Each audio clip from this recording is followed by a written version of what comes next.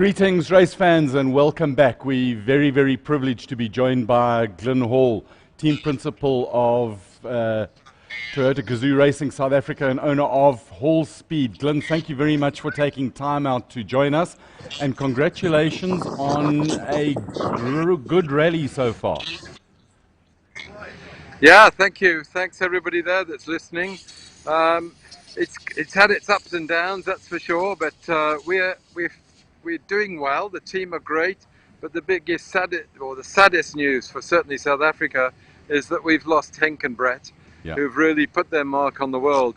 But on a positive note, we've got Nasser in second, very close, and we're here at the Raceday in Hale. And you've also got, Janil back after a bit of a really tough couple of days. He's won a stage again in his 18th Dakar and back up in the top 10. The consistency that Janil brings to the party is absolutely unbelievable. Yes, without question. And the saddest part for Janil is there's two sad parts to the story, honestly. And one is the fact that they got lost with navigation and lost some 45 or an hour minutes. And that sort of takes the wind out of your sails. And then Janil went for just a normal massage, no problems at all. And it was a new physio. And the next thing, it's something in his neck, lower neck area, clicked. And he's been in spasm ever since, and we can't get it right. He's had a pretty too heavy physio session. So, and improved his speed again, of course. It was, right there on the day he won the stage, a great stage win. But it kind of takes the edge out of it. Having said that, he's a fighter, team player. He's back in there fighting as hard as he can, to support the team now. So, and as we're talking, we've got a little drama here. We finished early in the rebuild of the cars to go and get a shakedown for Nasser's car, 100 Ks around the road, because we've decided to change quite a few parts. Yeah. Because the rally did 1,000 Ks in Hale before we started the Dakar, and the fuel stations just put 95 fuel in instead of the avgas we should have had. Thank God one of the guys from the fueling station came back and said, they mismarked the pump. So what a mess, stress I don't really need. So you've got to drain that, flush it, and then go out and get fresh avgas in it, Glyn. Well, they're just, Mac and Christoph have just driven the car back. He's just sent me a message, came up on the phone now, to say, yes, it's 95, we just put 200 in. So, that's going to take good 20 minutes to pump out. We don't need to flush it, we're going to put 200 litres in, it'll be okay. Yeah. But, stress I really don't need. And imagine if the guy had not come back and found us. I think it was Nasser's car, thank goodness, yeah. Racing Dakar needs those little flashes of luck, the flashes of good fortune in order to deliver the results. Well, Colin, I've always said, you've got to make your own luck in this business, and we try as hard as we possibly can as a team. I mean, the team is just incredible. The guys, the lads. Today nobody walked out of here to go and get lunch or anything else. They were fully committed.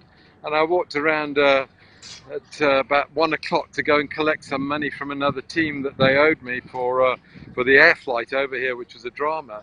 And you saw the people leaving. There was hardly anybody working, and our guys have been flat out. And that's what it's all about. One aim, one team, everybody together. So we're trying to make our own luck. The fact that the guy called us and noticed, maybe that is luck, and that terrifies me. Glyn, you touched very briefly on the speed of Henk and Brett.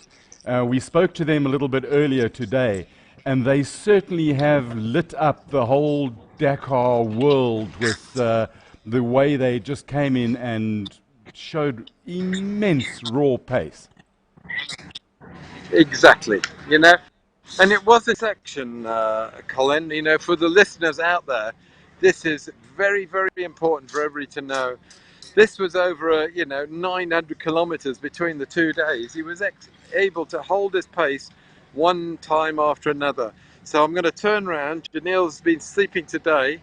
and you can see the osteopath behind me starting to feel Janil and see where he can help him. So that's some bit of extra info for you.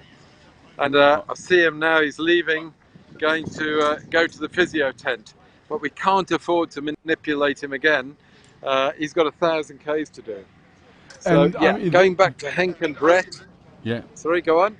No, I was just going to say that the pain in lower neck has got to be, the fact that he's been able to go as quickly as he has with that level of pain just shows how proper tough he is. Well, I think Dirk summed it up today. I did a YouTube insert for him and I said, oh, we made the car, suspension a lot better on the really rough stuff. And he interrupted me and he said yesterday was nothing short of brutal in the car. It was a physical limitation for the drivers as how fast you could go. So we've got my wish, which is always make the car stronger than the driver. And that way, the driver can dictate what pace he's got to go. That's almost cruel, Glyn. Well, that's how it is. I don't want to be responsible. We've worked very hard to make the car very, very strong. The Hilux is what it's all about. Putting the Toyota line, the QDR is important.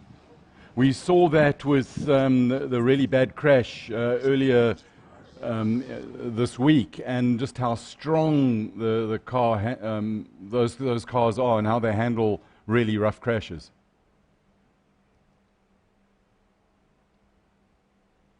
I think we've lost Glyn.